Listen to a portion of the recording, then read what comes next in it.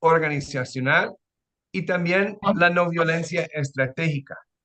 Y en esta primera parte quisiera mencionar por qué hablamos de este tema de sanación y empoderamiento como cooperativa y nuestro papel. ¿Qué queremos hacer? Cuando estuvimos fundando, pensamos en el tema de paz y reconciliación. Puedes hacer paz, pero también creemos que hay que ser paz. O sea, desde adentro, ir generando los cambios, tanto como hacia afuera. Y eso sentimos que nos ha hecho falta. Y hoy en día que queremos hacer esta colaboración con el Departamento de Psicología y Salud Pública de la UCA, para poder hablar desde adentro cómo podemos realmente ser paz desde la neurociencia y la resiliencia.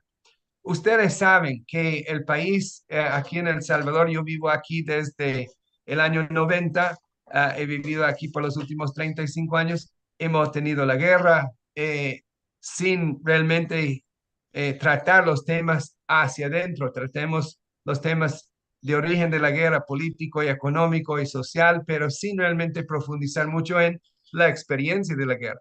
Y después 25 o 30 años de violencia de pandillas, violencia basada en género. Y todo esto nosotros observamos que ha ido creando diferentes niveles y tipos de trauma. Y que si bien en el país hemos hablado mucho sobre los derechos humanos y desde una visión política sobre las víctimas, desde hasta una visión teológica sobre las víctimas, poco se ha trabajado más allá del departamento en el discurso general en el país sobre el tema psicosocial de la violencia.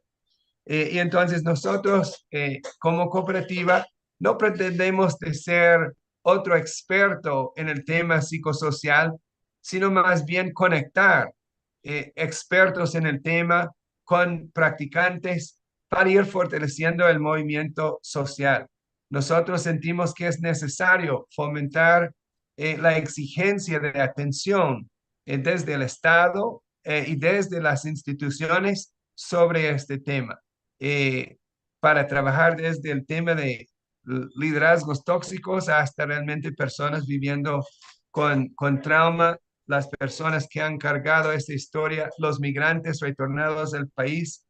Hay muchos diferentes grupos, muchos diferentes tipos de trauma que hay y sentimos que si bien hay muchos esfuerzos, todavía sí, están bastante dispersos y desconectados. Entonces, nosotros desde la cooperativa pretendemos hacer dos cosas. Uno, tratar de poner ese tema de trauma en la palestra pública para que discutimos y hablamos de la necesidad de ello y tratar de fomentar colaboración y conexión para que podamos exigir atención al tema.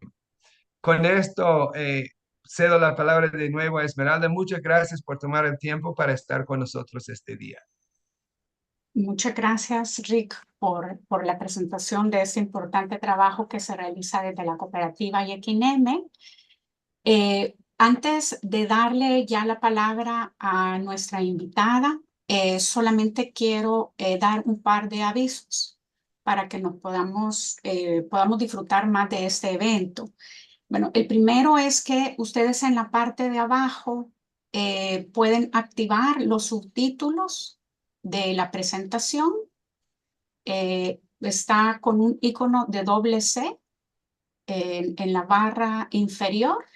Entonces, si ustedes lo activan ahí, van a poder ver los subtítulos de esta presentación. En otra edición de Zoom, también esto puede aparecer en los tres puntitos, que está el último icono antes de salir, donde dice más o more en inglés. Y ahí pueden encontrar también los subtítulos o captions. Así tienen la versión en inglés de Zoom. Ese es el primer aviso.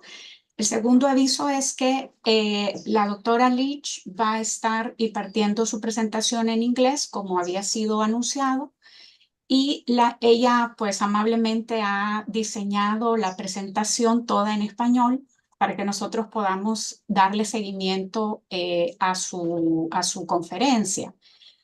A medida vayan surgiendo preguntas, les agradeceremos que vayan tomando nota y si desean colocarlas de una sola vez en el chat, que se encuentra justo es el tercer y cuarto icono, perdón, en la barra inferior del Zoom, de izquierda a derecha. Ustedes pueden colocarlas ahí y va a haber un espacio de aproximadamente unos 30 minutos de presentación de la doctora Leach y luego pasamos a la parte de preguntas y respuestas. Bueno, sin deseo de alargar más estas primeras indicaciones, paso entonces a presentar a Lori Leach, quien es psicoterapeuta, es formadora clínica, consultora, emprendedora social e investigadora con más de 25 años de experiencia. Es directora de Threshold Global Works, que es una organización dedicada a cultivar la dimensión social de la resiliencia en individuos y dentro de comunidades, organizaciones y sistemas. Esta organización está comprometida con la promoción de lugares de trabajo y comunidades en las que el comportamiento basado en principios y la colaboración son la norma de la organización. Esta organización ha desarrollado el modelo de resiliencia social, o SRM por sus siglas en inglés, la cual está basado el modelo en principios de la neurociencia. Este modelo ha servido para desarrollar la resiliencia social a nivel individual y sistémico. El plan de estudios que ha utilizado el modelo incluye una amplia gama, ¿verdad?, de componentes que han sido aplicados en organizaciones nacionales e internacionales, de manera que la doctora Leach tiene experiencia en trabajo en Haití, China, Ruanda, Kenia, Nepal, Reino Unido, incluidos entornos militares, médicos, educativos, de servicios sociales, legales, penales y corporativos, todos con el objetivo de promover la resiliencia organizacional y relaciones prosociales y generativas entre los individuos. Las habilidades prácticas del modelo de resiliencia social se utilizan para mejorar la alfabetización en salud y la salud cognitiva, emocional, social y física, así como también para la promoción y el fomento a la dignidad, al trato digno.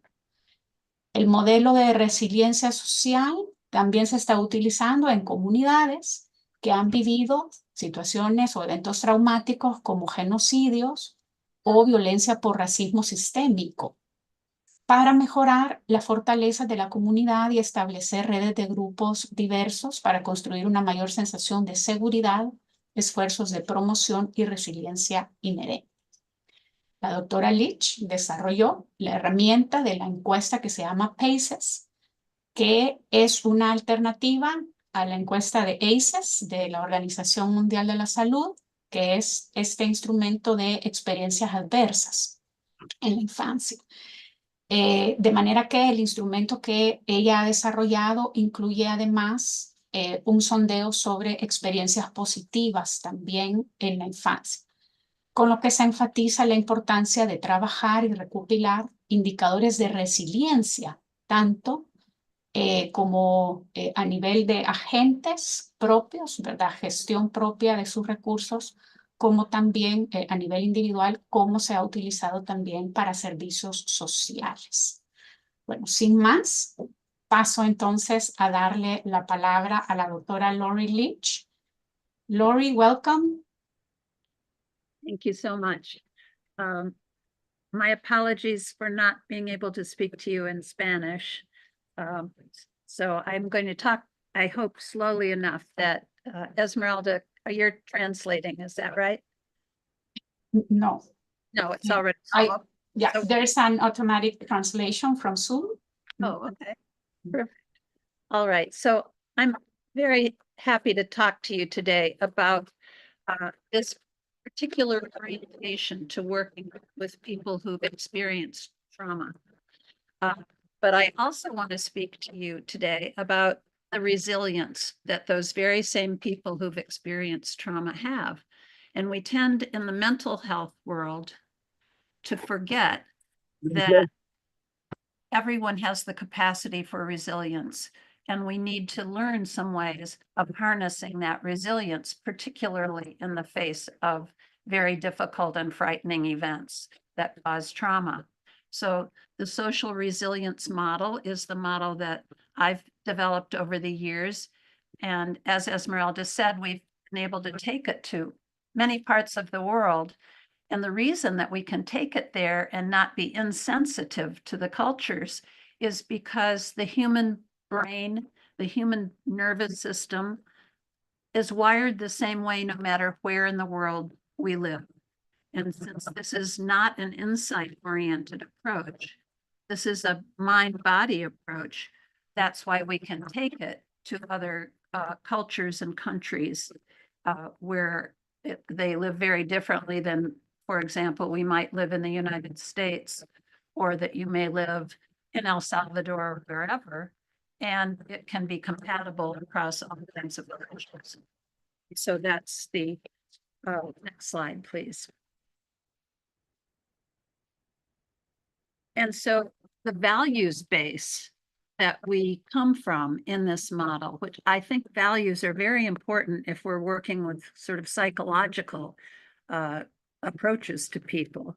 One comes from the World Health Organization, and they have a definition called health literacy. I like that idea that we can be literate in many languages, but when we have health literacy, it means that we have literacy about the ways to manage our own health and promote good health.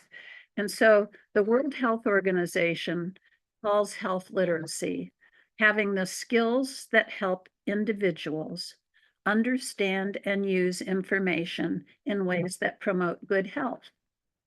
And so this social resilience model does exactly that. The goal is to teach people very easily learned skills so that they can help strengthen their own health. Especially, I think the reason we've been able to take it to so many parts of the world is we often take it to places that don't have good healthcare systems. And so these are skills that people can learn that help them sleep better, that help them behave better, because if you're traumatized, you often end up being at least angry and sometimes violent, as you all probably know very well. And so the social resilience model provides this information on the mind-body system and how to manage it.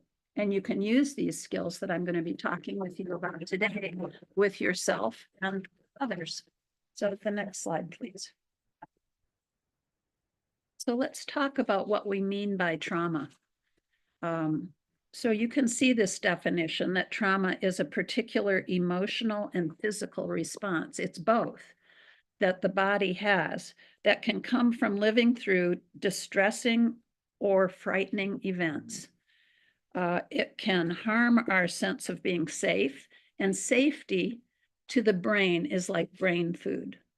If your brain decides that you're safe, all kinds of positive things happen, both in your capacity to think clearly, but also in your health. But it can also disrupt healthy body processes like sleep, like your digestion, and like clear thinking.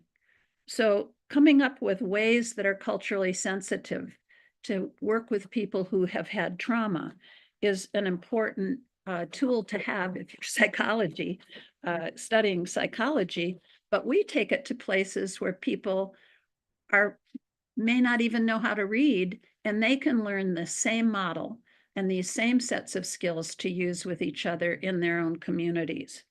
So next slide. So let's talk about what do we mean by resilience, because one of the things that happens in the places that I go is that people get very, very, very focused on trauma, and they forget all about resilience. It happens, I mean, all over. Our attention is drawn to trauma, which is important. But if we look at only trauma and we don't recognize people's resilience or their capacity to be resilient, then it's like we've left a very key tool out of our toolbox. And I hope, if nothing else today, that you come away with an understanding and appreciation for how do I not just interview people who've been traumatized, but how do I also interview people and notice their resilience, because everyone has it. So, but let's talk about what we mean by resilience. So in these three pictures, the top left picture is Haiti after the earthquake that happened there a number of years ago. We worked in Haiti off and on training Haitian people in SRM. Here you see, that this woman's entire building has crumbled around her, but she's sitting with her vegetables just as she did before the earthquake. So that's a sign of resilience, the capacity to bounce back after a traumatic event. In the second pictures from El Salvador, a family that, in spite of what's going on there with drug cartels, et cetera, they can bond together, show affection for each other, feel some sense of optimism sometimes. The capacity to anticipate and take positive steps is shown in that bottom picture, which is a camp for displaced persons in Kenya. They were having post-election violence there, and the government paid people a small sum of money to leave their villages and go to these camps to stay safe. But the people in one camp that we went to pooled their money together, and they bought the land that the tent camp sat on. And so they began investing in that land by planting gardens, as you see in that photograph. So I think it's a wonderful example of another definition of resilience, which is the capacity to be generative and take risks during times of relative stability. So they were safe sitting on that land that was just, you can see the pathway, just a big dusty pathway. And they began bringing water in big trucks and planting these gardens. Next. Next. Can you switch the slide?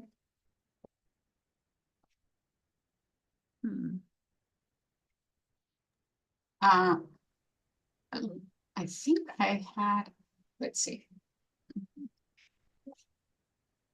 For some reason, I'm gonna share again. Oops.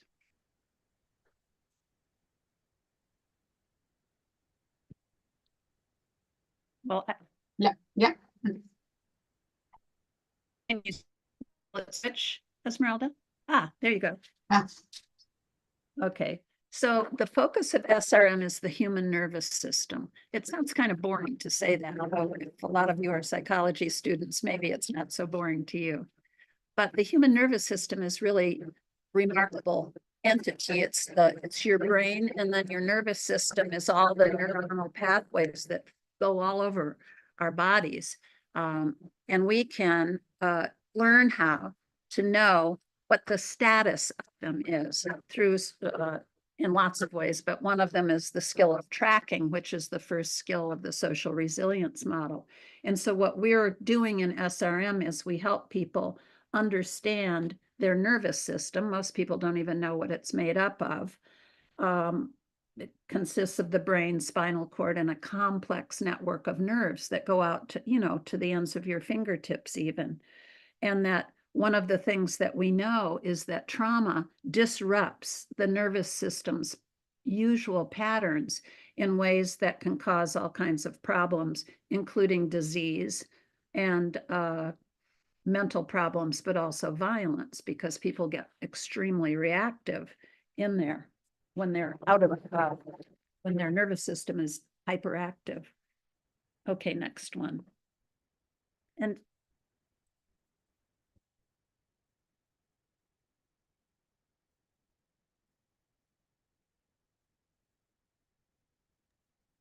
Is this a slide, Laura? the next slide. All right, so we can go back to nature, and you know that in nature there are many rhythms. Day follows night, the sun rises and sets, there are phases of the moon, And the human nervous system also has patterns, excuse me, and rhythms. And in the SRM model, we look at the rhythm of the nervous system, of your human nervous system. And we are looking to see, is that nervous system in balance? Meaning you have the clear thinking, your emotions are under your own control, you can make good decisions, your sleep is good. All of those things are signs of a nervous system that's in balance. And they allow us to respond to our environment in ways that are skillful or adaptive. Next slide, please. And so this picture is a little bit of a picture of your nervous system. It doesn't look like that, but that's what it is. And so these two red lines that you see going across the screen represent the nervous system. And the black line inside is the rhythm of your nervous system. And as long as the rhythm of your nervous system stays inside the two red lines, we say that you're in your resilient zone. So the two red lines represent the zone of resilience. And that rhythm in your nervous system goes on all day, all night, below your level of consciousness usually, until an emotion is heightened or you have a physical incident that brings your attention to it. But generally, this is what we look like in it. There's a rise and a fall, just like with your breath. You know, you breathe in, you breathe out. In your nervous system, there's an increase and then a decrease of the rhythm. And that's your resilience zone when it's inside. It happens all the time. It's happening right now in every single one of us. And some of the times we notice it, like if something wonderful happens and you get a little flutter in your heart or a little, you laugh or something like that, you may be aware of what that rhythm feels like in your own body. In the social resilience model, we pay a lot of attention to what people are noticing inside their body, not what they're thinking, not even what they're feeling, but what are they noticing? Is their stomach tight? Is it relaxed? Is their breathing deep and regular, or is it shallow? We know a lot of things about what's going on with people when we ask about what they notice about what's going on inside. Okay, so next slide, please.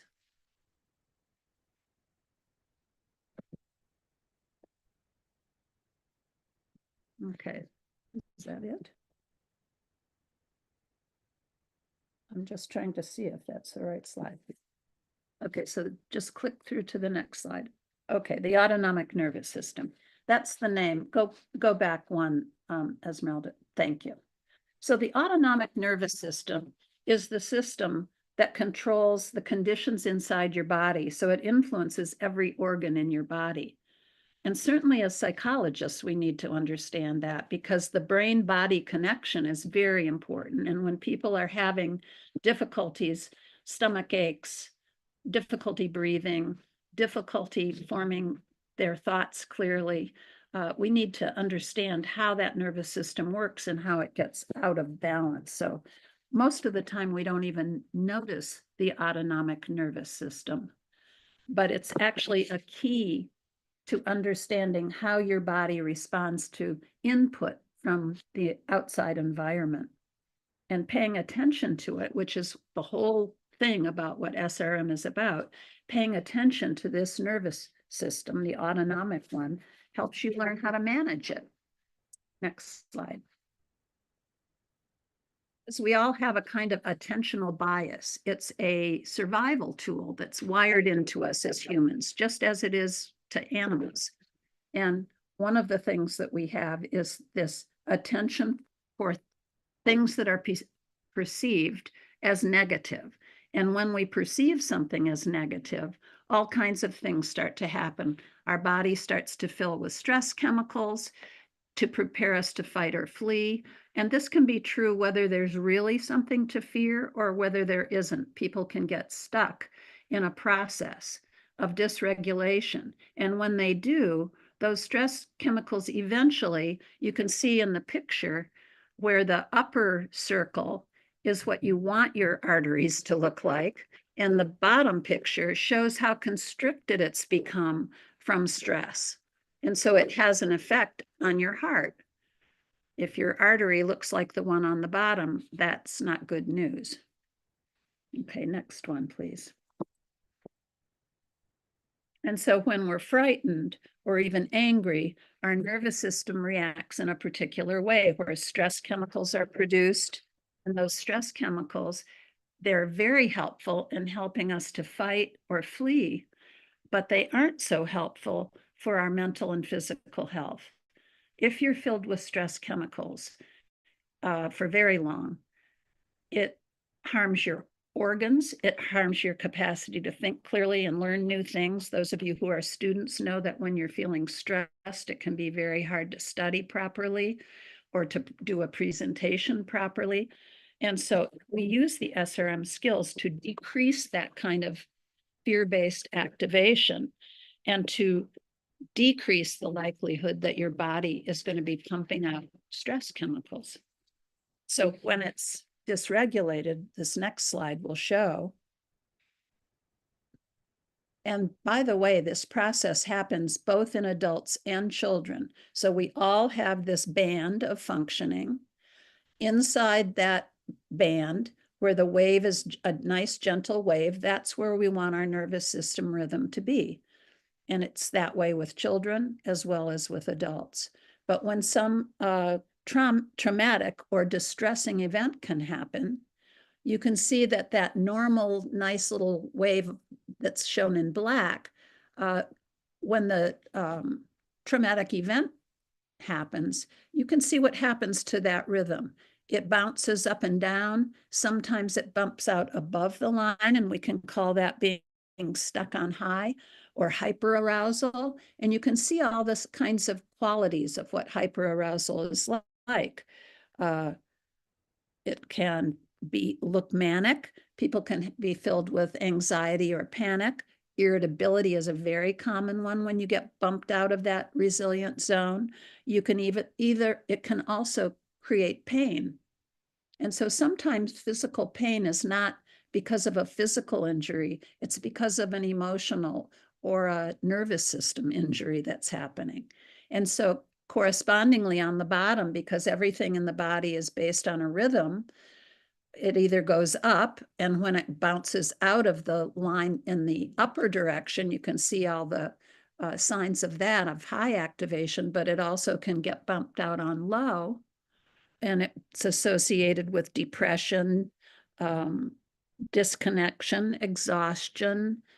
And most of us our bodies have a sort of preference, loosely put preference, for either getting bumped out on high or getting bumped out on low.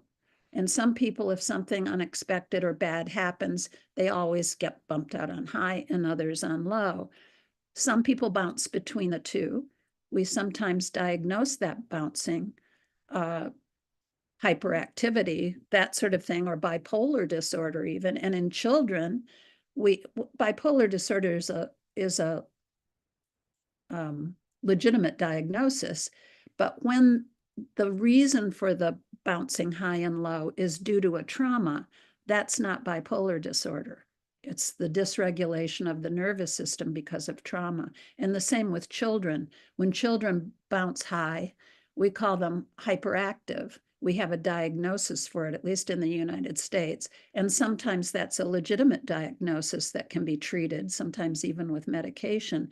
But for many children who are living with trauma, that bouncing high or bouncing high and low is not because they have a hyperactive disorder. It's because that's how their nervous system has become dysregulated from the trauma.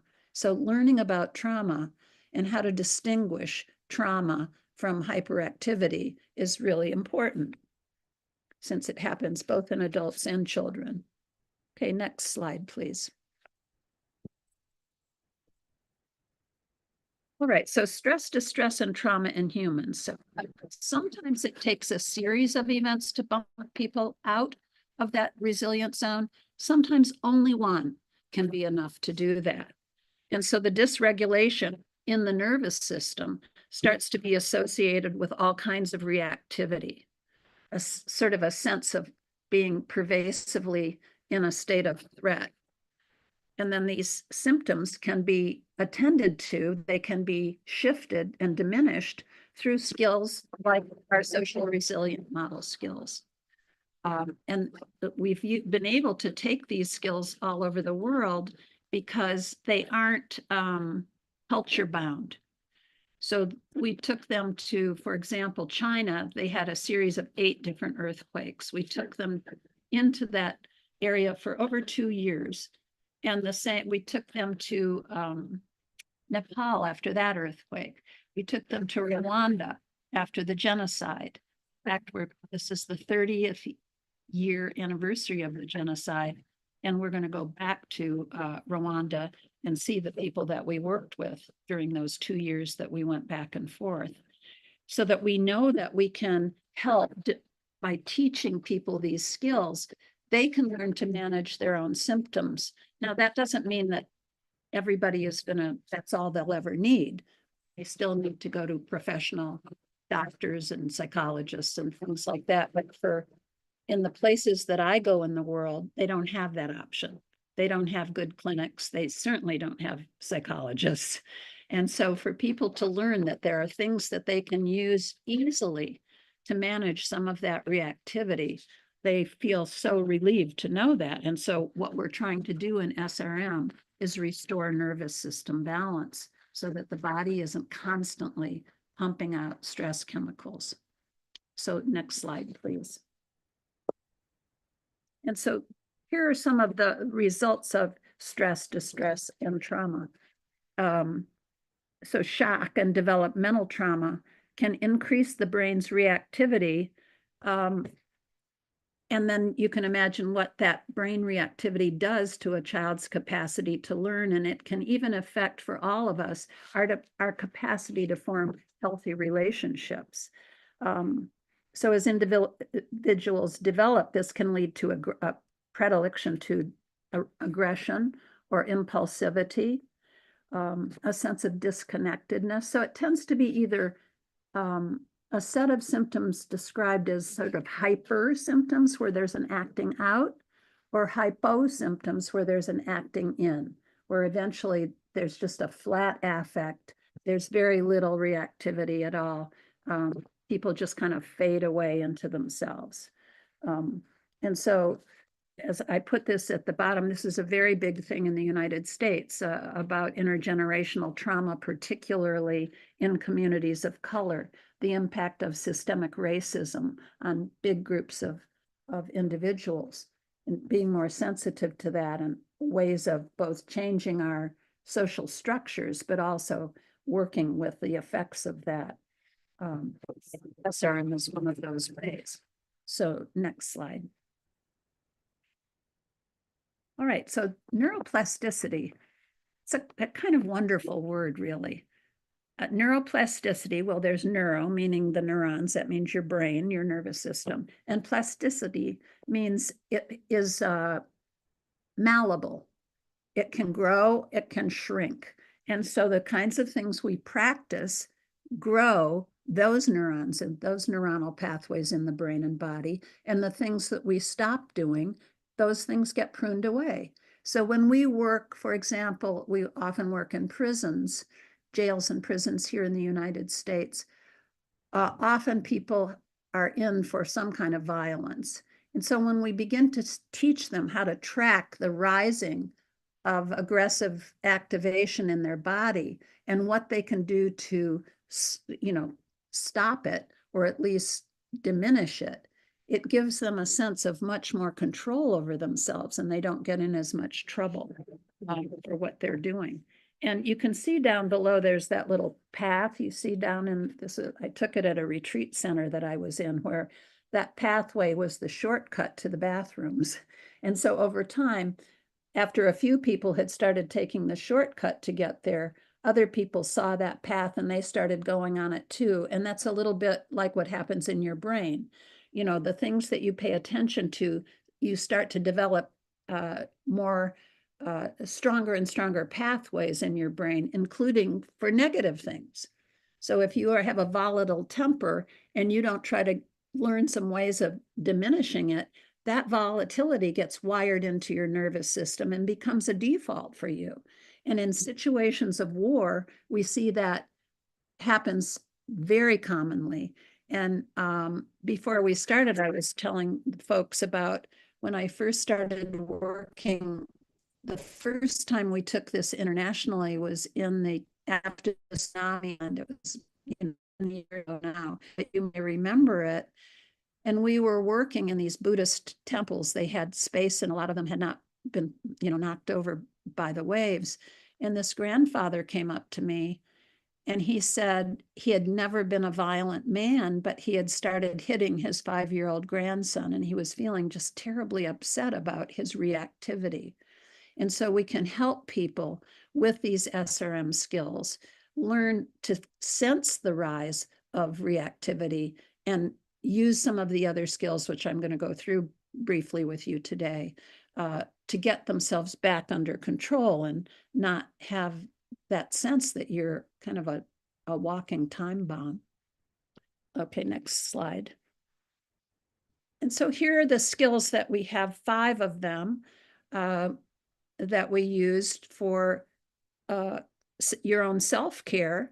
And if you don't use the skills for self-care, you shouldn't use them with other people. We have to practice what we preach. It's very, very important.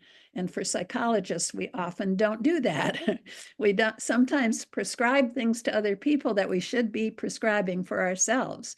And so using self-regulation skills, which is what these are, everybody needs them. But if we're going to be working with people, we have to use them for ourselves. And so you can see this is just an overview of these skills, where the first skill is called tracking. And we use the skill of tracking with every other skill in SRM, all the other 4. And then the second skill is called grounding. And I'm going to do a quick grounding exercise with you so that you can have the experience of using tracking and grounding. Tracking is, as I said, is used with all the other skills. So if you've been holding your pen or anything, just put everything down and get into a comfortable position in your chair. If you can lean into the back of the chair, that's great, but you want to make sure both of your feet are on the floor. So obviously this is a skill of grounding, so you want to be connected in some way with a solid surface to ground. So I have my feet firmly on the ground. And so you can do this with your eyes open or closed, but just take a minute to let your attention, all the SRM skills are based on attention, and where your attention goes, noticing it and deciding if that's where you want it to be. So in the skill of grounding, we have our attention go down to the support of the floor under your feet. And so you can, as I said, do this with eyes open or closed. So just let your attention go down to the support of the floor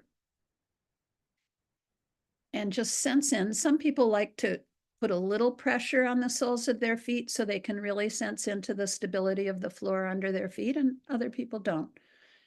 So just notice the support of the floor under your feet.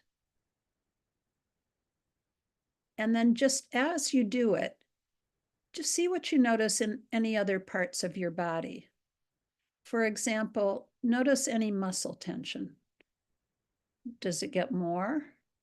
Less? Is it about the same? For example, I just noticed my shoulders dropped a little bit. Notice your breath.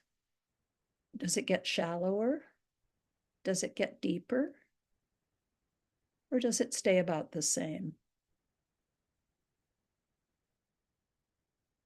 And see what else you notice inside your body.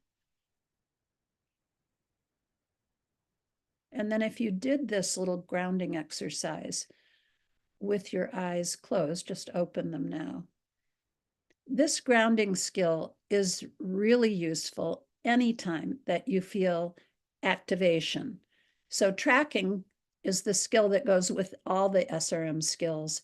And it's important because it tells you what's going on inside your body and where. And do you want to stay with that, or do you want to diminish it, or do you want to increase it if you feel relaxation? So I usually end up taking a deeper breath during grounding, not intentionally, but just that as my body senses into the stability of a solid surface, it tends my shoulder, I tend to go up with my shoulders tend to drop and that sort of thing. And so it's a good way. Tracking is the skill, as I said, that we use to see where is our nervous system. Is it in a state of relaxation? Is it a state of agitation? And if it's in a state of agitation, you can often slow that agitation down or remove it simply by grounding with your feet, or you can go ground up against a wall. And then using tracking, you can see if it's working, if your breath gets a little deeper, if it had been shallow, if your shoulders drop down a little bit like mine usually do, if you feel a relaxation anywhere else in your body. So SRM is about training attention in a particular way that you monitor your nervous system patterns of activation and calming. And so that skill of tracking underlies all the rest of them. Then resourcing. Resourcing we use, it's bringing attention, recalling positives in your life.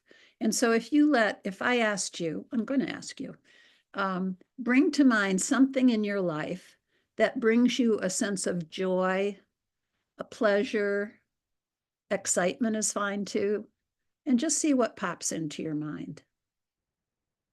And then once it's there, sort of wallow around in it. Notice the details of it. Do you like to encounter that resource in a particular place? Is it a particular person you'd be with?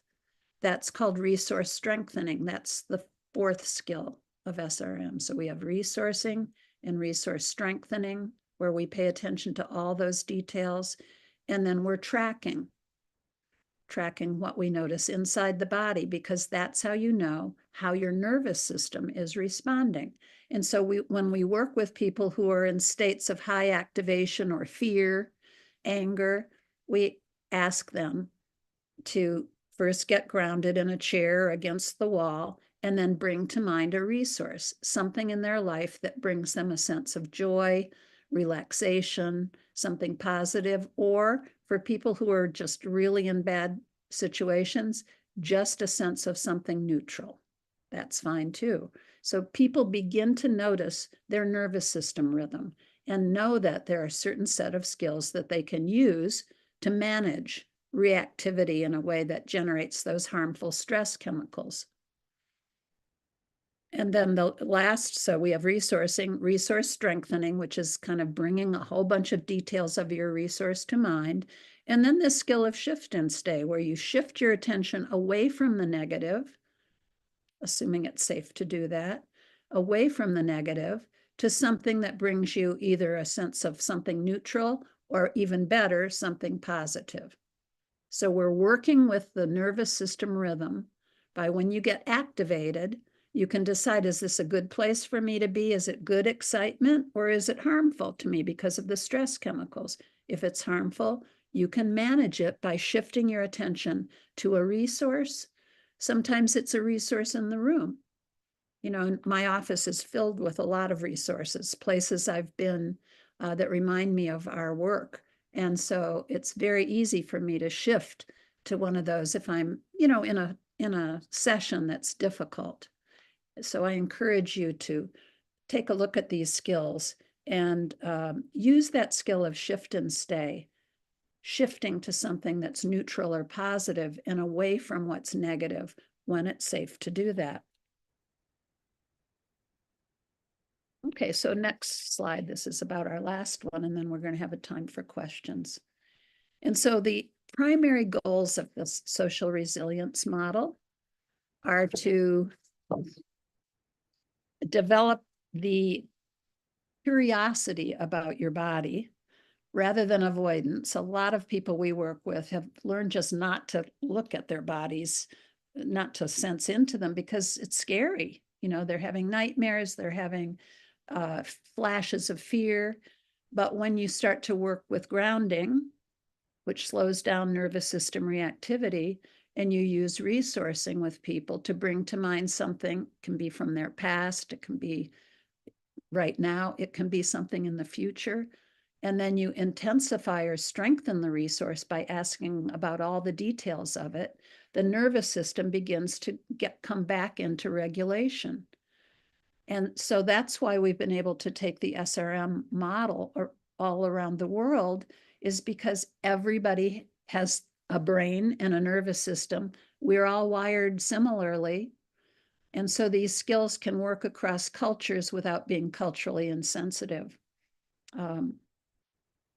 We're looking to discharge undigested energy from stress. So a lot of times, once you learn how to do this, then we can work with people where they bring up something that's difficult for them, and we help work with it in small increments so that the nervous system energy gets released in small enough pieces that it's not frightening for people. And they can come back. The goal is to come back into that resilience zone, and then to deepen the resilience zone. So if you're in a resilience zone, and let's say you go to bed tonight, you think, wow, that woman was talking about my resilience zone. Maybe I'll just lie here in my bed and bring to mind something that seems like a resource to me. So you let it come to mind, and you notice the support of whatever you're sleeping on, couch, mattress, floor, against your back. And you sense into that. So that's tracking. And you just see, do you take a deeper breath? Do you feel any muscle tension lessening? Just watch how your body will respond to doing something like that as a way of going to sleep. And when you do that in a regular way, you can retrain your nervous system so that it's less reactive and more able to kind of roll literally with the hard stuff that may be coming into your life. And that you have an easy tool to use that nobody needs to know you're using. You can be in a very difficult situation with someone and notice that you've got your feet planted on the floor. Let your attention go there. Nobody needs to know that's where your attention is, but your breathing will slow down. You'll be more skillful in what you're trying to accomplish. And so as a very last thing, I wanted to tell you about the SRM skills cards, because it's something you know, if you ever write a paper, you give a talk and you feel especially proud of it. Well, the skills card is something I feel especially proud of, because in so many parts of the world that we work in, there's no electricity. And often there's no glass in the windows. And so if I tried to tape up a newsprint, you know, a big piece of paper with the information on it, it would get blown onto the floor anyway. So over time, I finally developed, and I did the first one in Haiti. I don't know if you'll be able to see it, but this one, let me see where my camera is. Oh, there. So that's one of the skills card pieces that's teaching resourcing. So in this particular card, the person is bringing things to mind that make them feel calm. And then I decided to get really fancy over time and developed a skills card that looks like this, where it has the two nervous system rhythms. It has the body up there, talks about your sympathetic and parasympathetic nervous system and the organs that they manage. And then on the other side are the skills. So there's the skill of tracking and grounding, resourcing, resource strengthening. So I can teach an entire SRM class just with this little piece of paper. And now that it's on a kind of stiff cardboard, people can take them. We can hand them out in a internally displaced persons camp, for example, and it's likely that it'll last a while because it's on nice stiff cardboard. So that is the end of what I wanted to share with you today, and I'm glad to have any of your questions. And or Esmeralda, you tell me where you want to go from here. Yes, thank you, Dr. Leach, for your presentation. Vamos entonces a pasar a la parte de preguntas y respuestas. Voy a dejar de compartir mi pantalla, si no, no puedo ver el chat, si lo veo a ustedes. Muy bien.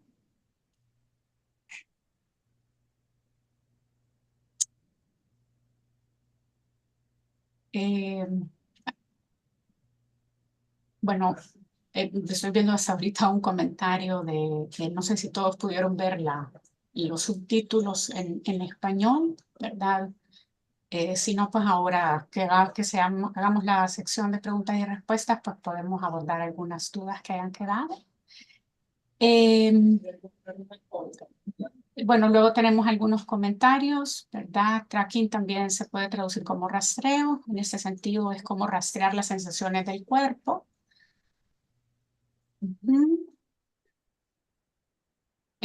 También nos comparte otra compañera, Carmen Guevara, dice: gracias por lo compartido, me encantó lo que comentó de que la sensación de seguridad es alimento para nuestro cerebro. Sobre eso quería preguntar cómo podemos entrenar nuestra atención para identificar en nuestro entorno fuentes de seguridad o calma, a pesar de que nuestro contexto cotidiano esté lleno de incertidumbre económica, política, etcétera, que nos tiene inseguros o agitados. Voy a hacer mi mejor esfuerzo por traducir de la mejor manera esta pregunta. Lori, there is a comment and a question. Okay. It says, well, thank you for what you have shared. I loved what you mentioned about the sense of security, how the sense of security is food for our brain. About this, I wanted to ask, how can we train our attention to identify in our environment sources of security and calm, in spite of our daily context that is full of uncertainty, economic and political uncertainty, that has all of us with feelings of insecurity and agitation? Thanks. That's a really good question, and an important one too, because fortunately there are things that you can do if your environment is unsafe. Then you have to narrow your focus some way.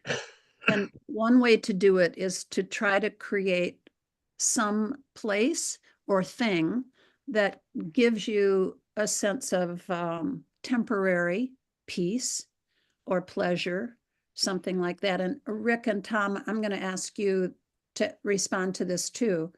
But that would be my sense, is when you're working, let's say in a war zone or after a natural disaster where things are unpredictable and volatile, then you have to narrow your lens to what you can control. And if you can create a little place of relaxation in your own body, that's a good step. Or if there's some small thing that you have that when you look at it, you can remember a positive time that's associated with that.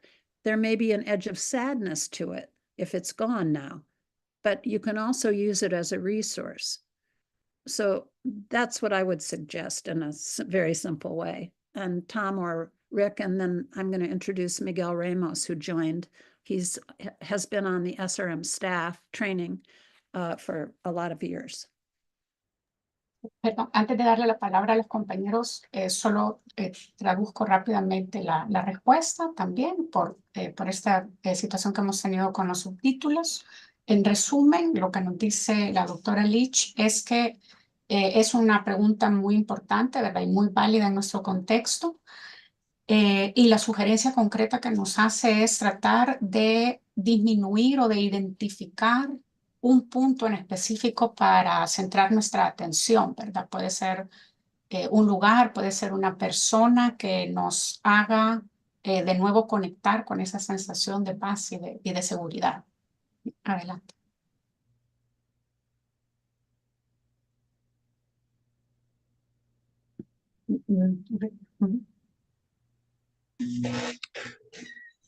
Yeah, I just to add to what Lori said, I think people creating a safe space in themselves, in their mind, and reflecting in a situation that is either hostile, and then bringing, as Lori said, the resources, the memories. My wife, who has lived through the war, Salvadoran, lived through the violence of the gangs, has a place that she goes to in her mind that helps to bring her into a sense of tranquility and peace so that she can actually deal with what's happening externally. So I think that's what Lori suggested in terms of bringing resources in our mind to help us, because the brain doesn't really, and Lori, correct me if I'm wrong, it doesn't really distinguish between what you're imagining and remembering and what's outside. Mhm. Yeah, that's true. And I think being able we call that resourcing, what Rick is describing, where you can bring up a beautiful place in nature, whether you have access to one or not. The important part from the brain-body perspective of SRM is that when you do it, you notice what's happening in your body. So you use tracking. Does your breath slow down a little bit? Do your shoulders drop? Do you feel a little less tension in your hands?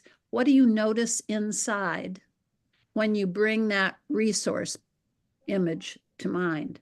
That what you notice inside is where the healing happens.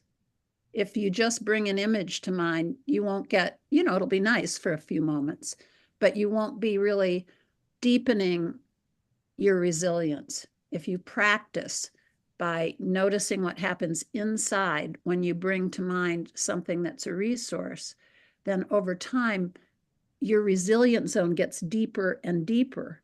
Most people who are going through war and active violence, their resilience zone is really narrow because they're in a constant state of destabilized fear.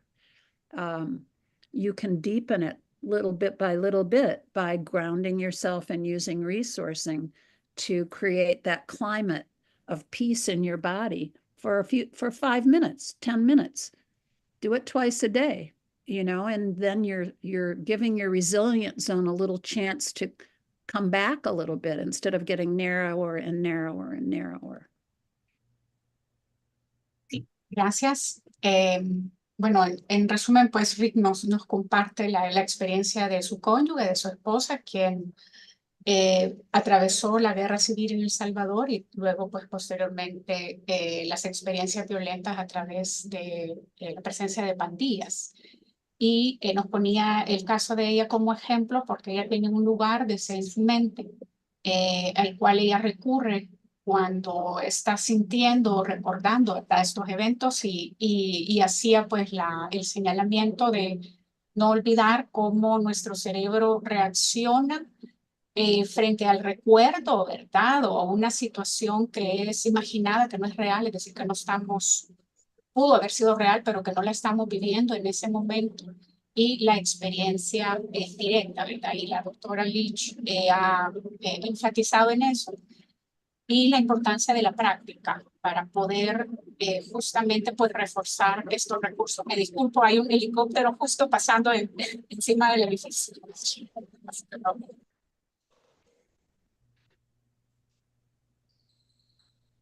Okay, I also see somebody in the chat put a message in and had some part of it in English, so I can read that about, does it sort of support the idea that psychosocial approaches are important? And I would say definitely it does, that we can need to understand people's networks of support, how people are interacting with the people that matter most to them. Because one of the things we know is that after trauma, it can really cause problems in our relationships. We can get short-tempered, we can get shut down. And so being able to start with resources and just even to look around and see, is there anything your eye can rest on that brings you a moment of peace, and doing things like that can help you come back into the ability to be more connected relationally. Miguel, do you want to say anything about that kind of a question about shutdown and how to work with it? Sure. Bueno, aquí es ya la tarde. Buenas tardes. Cuando una persona está tratando de tener recursos para poder seguir adelante en cualquier situación, es importante, por supuesto, como indicó la doctora Lori, en cuanto de que uno necesita, por supuesto, tener algo breve que pueda usar inmediatamente. Pero mientras va pasando el tiempo, uno ya va tomando o preparando diferentes formas para poder pensar, para poder usar y utilizar en la forma de que, bueno, aquí puedo usar este o puedo usar aquello, que no es el mismo patrón. Ahora, si usted está ayudando a una persona a aprender a cómo hacer esto, no podemos indicarle a la persona cuál puede ser su recurso. La razón es, si yo me pongo a pensar de la playa y le digo a usted, piense que sea su recurso la playa, no puedo hacer eso porque la playa para usted puede ser un trauma. Todo el mundo tiene que identificar cuál es el recurso que puede utilizar para poder tranquilizar, respirar y estar en un lugar donde pueda pensar y no reaccionar a la situación. Y se le hace posible. Lori, a veces yo hablaba con ella cuando yo estaba en el ejército y regresé al hogar, tenía que yo aprender y prepararme cómo no reaccionar. ¿Por qué? Porque yo reaccionaba cuando habían fuegos artificiales. Mi mente se iba a otro lugar y tenía que aprender poco a poco cómo no reaccionar en esas formas y en ese aspecto, tal que en estos momentos no reacciono a fuegos artificiales. Pero de todos modos, hay momentos que aún con todo este entrenamiento, me encuentro que a veces noto que comienzo a reaccionar. Si se me acerca alguien muy rápido y no estaba esperando algo, me voy a mirarlo y rápidamente me tranquilizo y después analizo. ¿Esta persona se me acercó por qué? ¿Con intenciones malas o es porque se me acercó nada más? Pues de momento, y eso tiene que ver todo de cuando yo era soldado, pues el entrenamiento nos enseña que aún en la forma en cual nosotros podamos relajar y notar qué es lo que está ocurriendo adentro de mí, ahí puedo yo responder en una forma más hábil y una forma donde yo estoy en un lugar donde me siento seguro. Y ese es el asunto, porque, como dijo la doctora, que si no practico nada de esto, comienza a impactar a todos los órganos en mi cuerpo y hay enfermedades que yo pueda tener o a veces hay personas que tienen que ver con el sistema del nervio. Y por supuesto, a veces van al médico, le dicen al médico, tengo esto, tengo aquello.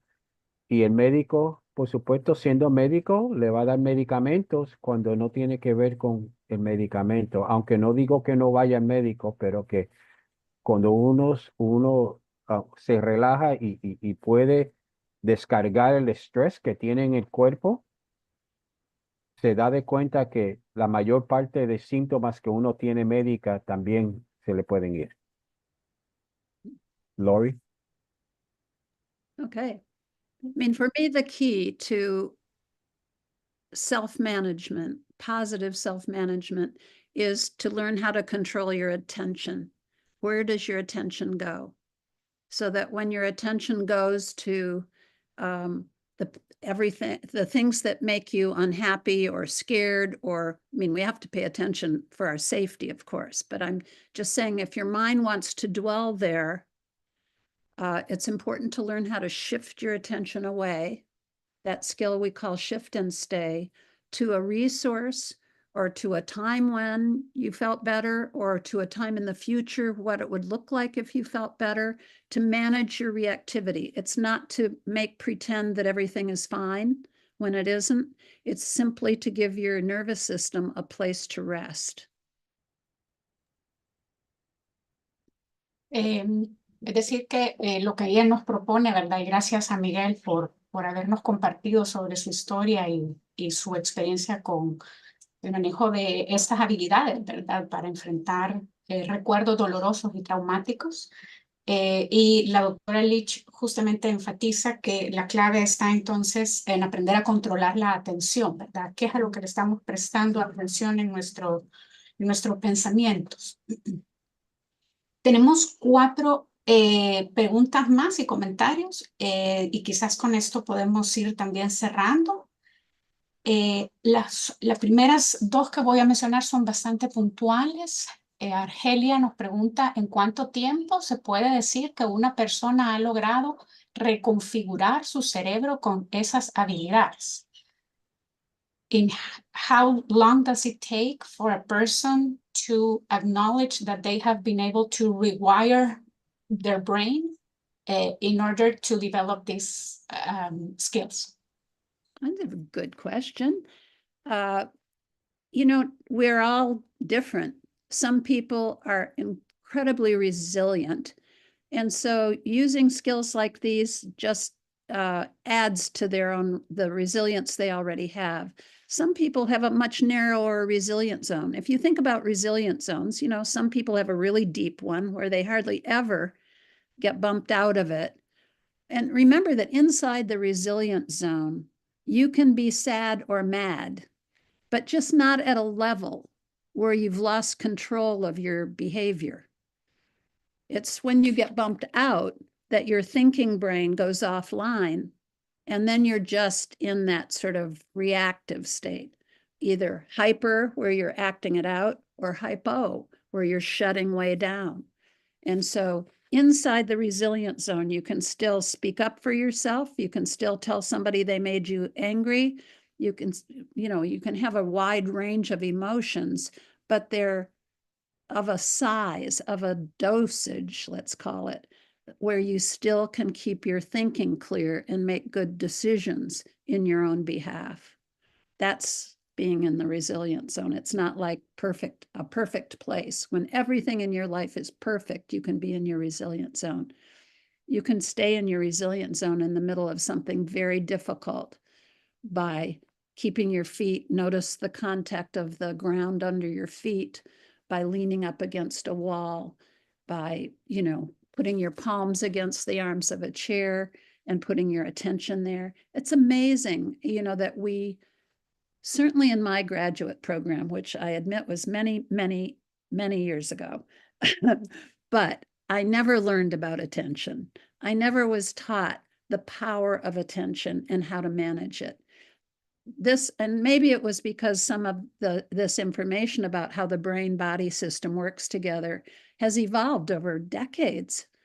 But now you all have the benefit of that having evolved to know that we have tools that we can use beyond talk therapy. And it's not, that's what I did for many, many years, talk therapy. And, you know, people did very well. And probably some could have done well using just SRM, but I didn't know it back then. It's nice to have a toolkit where if you're studying psychology, you know how to do, you know, proactive talk therapy, but you can also learn how to work with the brain-body system in a way that doesn't require people who aren't as verbally oriented, doesn't require them to look for insights into their life. They can learn how to stabilize their nervous system in very simple ways. Bueno, la respuesta de Lori es que definitivamente pues depende, hay diferencias individuales que hay que reconocer y una de ellas tiene que ver con esa amplitud de la zona de resiliencia que nos presentaba ella a la parte inicial, ¿verdad?, de su conferencia. Algo que ella rescata es que, bueno, la psicología ha ido avanzando y creciendo en su forma de ver qué es esta intervención. Y ella recuerda cómo en su formación de posgrado, la atención, el estudio de la atención no era un foco, ¿verdad? No era algo a lo que se le dedicaba tiempo, ni tampoco a esta profundidad o esta aplicación de las neurociencias en la intervención clínica, y que ella pues valora mucho la psicoterapia, ¿verdad? Él habla como herramienta de trabajo psicoterapéutico, pero que también identifica que es posible que hayan tenido ella pacientes que haya atendido en el pasado que se hubieran beneficiado también por este modelo de resiliencia social. Y un poco abonando a esa respuesta de ella, también rescatar que al principio de la presentación ella nos enfatiza cómo hay muchas diferencias culturales entre diferentes grupos, incluso en un mismo país, como el nuestro, aunque es un país pequeño, pero que todos tenemos algo en común, que es nuestro cuerpo, ¿verdad? Y el funcionamiento de nuestro cuerpo y las reacciones que tenemos ante esos eventos traumáticos, ¿verdad? Y que ella cierra su participación en esa pregunta diciendo que a ella le hubiera gustado aprender mucho más sobre el poder que tiene la atención, ¿verdad? El rol de la atención en el trabajo psicológico que hacemos.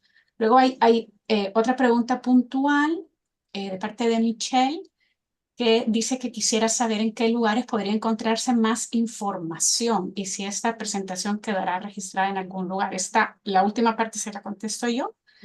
Sí, está quedando grabada en el canal de YouTube de la Dirección de Innovación Educativa y si me mandan un mensaje, pues con gusto les comparto el enlace. También está en la página del Departamento de Psicología y Salud Pública en Facebook. Y le paso ahora a la doctora Lich la primera parte.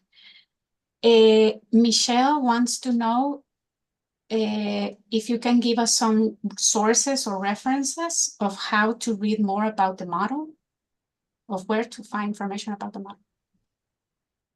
I will show you. I have a book. I wrote a book 2 years ago during COVID. And first of all, Esmeralda, I'm so sorry I talked so long before I stopped for you to translate. I forgot that we were having to translate, but it sounds like you remembered whatever I said, so thank you.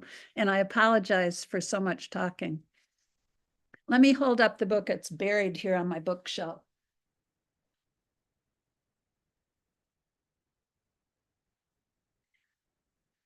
So here's the book. I wrote it called Brain Gain. And I wrote it because I kept getting asked by people if they could read something when they couldn't come to a workshop or something. So it's written in accessible ways. It's not intended to be a highly academic book. It's intended to be a practical book, Brain Gain. But I think that there are lots of things online. There are all kinds of very creative videos. I'll wait, you want to go ahead and translate what I said so far? You okay? No, go ahead, yeah. Okay. Videos online about stress and about whatever topic you're interested in doing about trauma, about resilience, that are great to use if you're teaching about it. They're clever animations. So I suggest going online and just putting in animated video on stress or on trauma. And it's amazing what's there. Thank you. Bueno, nos presentó su libro que se llama Brain Gain y además nos sugiere, bueno, dice que es un libro que ella escribió durante la pandemia, justamente pensando en las personas que no logran ir a sus talleres y capacitaciones. Entonces es un libro que no es muy académico, es muy fácil de leer y que está pues redactado, ¿verdad? Está escrito para cualquier población. Y también nos sugiere hacer búsquedas de videos animados en línea, que hay muchos disponibles. Si ponemos palabras como estrés o trauma, ¿verdad? Podemos encontrar estos recursos. Gracias. Y tenemos la tercera, es una participación de María Elena. Dice, este enfoque de la resiliencia social con énfasis en el apoyo a las personas para conseguir sus recursos. Para evocar fisiológicamente la calma, me lleva a combinar este enfoque con los recursos personales y sociales que nos invita a conocer la teoría del bienestar de la psicología positiva, haciendo preguntas a personas sobre sus actividades placenteras, relaciones, propósito, grupos de pertenencia, voluntariado, etc. Tiene experiencia combinando estos enfoques. So, Lori, Maria Elena is commenting about how she finds a connection between SRM and positive psychology. And so she is giving us some examples of how through positive psychology, you work with a person asking about pleasant activities, relationships, purpose, groups of belonging, and volunteering. And so she asks if you have any experience combining these two perspectives. I would say that when you are working in positive psychology, which hopefully all of us who did therapy, I don't do a therapy practice anymore, but when I did, I definitely used positive psychology. But back then, I really didn't understand how to work with the body, I have to say. I did many years in Washington, D.C. with a psychotherapy talk practice, but didn't use the SRM model. It was only much later that I learned this kind of orientation from Peter Levine's work in the United States.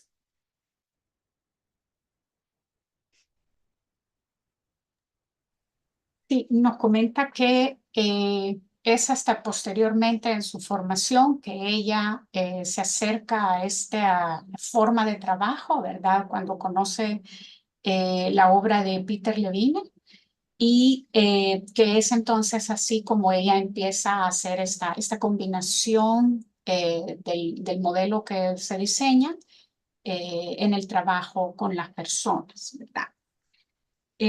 Yo tengo una pregunta más y con eso podemos ir cerrando. Creo que. Gracias. Bueno, he hablado sobre el trauma, ¿verdad? Sobre el modelo, sobre este fundamento muy fuerte, ¿verdad? De la conexión mente-cuerpo, cerebro-cuerpo. Y habló también sobre la importancia de la atención. Y ahorita justo uno quizás de los problemas con los que más luchamos a nivel educativo, pero también en el trabajo con personas, ¿verdad? En la intervención, es justo con la atención, porque nuestros jóvenes y también adultos, su atención está siendo robada por las redes sociales, por lo electrónico, lo tecnológico. Y yo quería preguntarle qué relación ve usted entre el trauma o que se ha encontrado, ¿verdad? En su práctica profesional, entre el trauma, el uso de redes sociales y la atención, ¿verdad? Alrededor de este modelo. So, the last question is mine, Laura. Okay. And I wanted to ask you, like in your professional experience and within the framework of SRM, what is your take on in this relationship between trauma and the excessive use of technology and social media, especially with young adults and teenagers? Because well, some of my colleagues and students are logged in this webinar. And we see that as a problem that we face very frequently. So have you seen like any relationship between exposure to trauma and this excessive use of technology? Well, in the United States, you don't even have to be exposed to trauma. I mean, the overuse of devices is rampant with our young people, particularly, but also with adults, where people are, I think, addicted to social media and to checking their emails and to constantly being on a device. So much so that I know in the United States, there are high schools that are considering requiring students to put their phones into a locked bag that stays out of their use for the school day because it's gotten so bad. And then there are some very tragic situations where websites that are just not good for young people or any people to be on. They can teach things like how to be anorexic or things like that, that just, you know, anything that we have that's good inevitably has the shadow side that's bad. And we have to pay attention to that. Gracias. Bueno, dice que no hay necesidad de que haya una conexión, que ella lo reconoce como un problema que existe en sí mismo y que en Estados Unidos es evidente. A nivel escolar, se decomisan, pues una práctica que también podemos quizás encontrar en nuestros lugares del mundo, se decomisan teléfonos para que no tengan acceso durante las jornadas. Es un problema que está generando, y como pues todos estos recursos tecnológicos tienen un lado positivo o uno que sea bastante negativo, ¿verdad?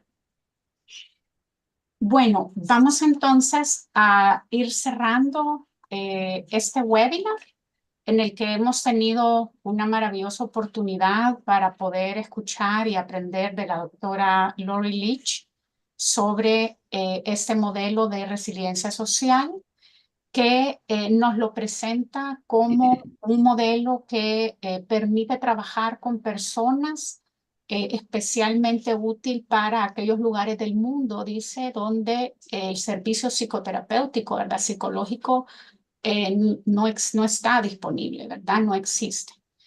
Y además, como una propuesta que permite hacer una forma de intervención, ¿verdad?, de brindarle recursos a la persona, que atraviesa lo cultural, en el sentido que se va a aquello que tenemos todas las personas en común, que es el funcionamiento de nuestro cuerpo, ¿verdad? Y entonces se aterriza, se enmarca en este punto.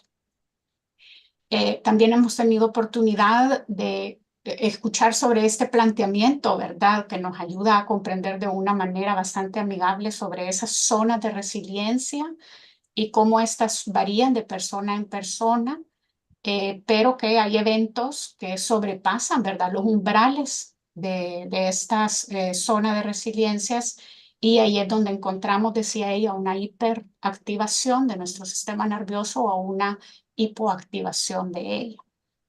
Y finalizamos pues escuchando sobre estos herramientas que nos permiten, 5 herramientas que nos permiten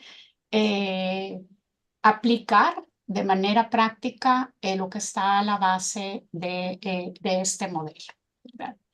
Así que bueno, pues sin más, deseo agradecerle en primer lugar a Rick por haberse acercado y conversado conmigo inicialmente para poder crear este espacio. Muchísimas gracias. Y por supuesto a la doctora Lori Leach. Muchísimas gracias, Lori. Hemos aprendido mucho y ha sido un intercambio muy nutrido para nosotros. Así que muchas gracias. Y gracias a todos y todas por conectarse y sus participaciones. A usted, Esmeralda, y gracias a todos y todas por conectar, y espero que les sirva, y también espero que no sea la última vez que nos encontramos en este tipo de espacio. Eso espero. Gracias. Y gracias al equipo de tecnología de la UCA que nos ha acompañado también. Muy amables. Muchas gracias. Que pasen buen día. Thanks.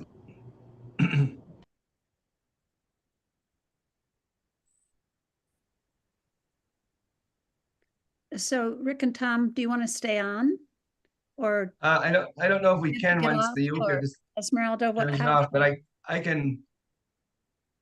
Yes, see, I think that since this is being recorded, we all have to log out, and then maybe you can meet with another link. Yeah, that's fine. Yeah, Well, and Esmeralda, Lori, Rick, Miguel, I can stay on. In fact, I'd I think welcome I think we need to, opportunity.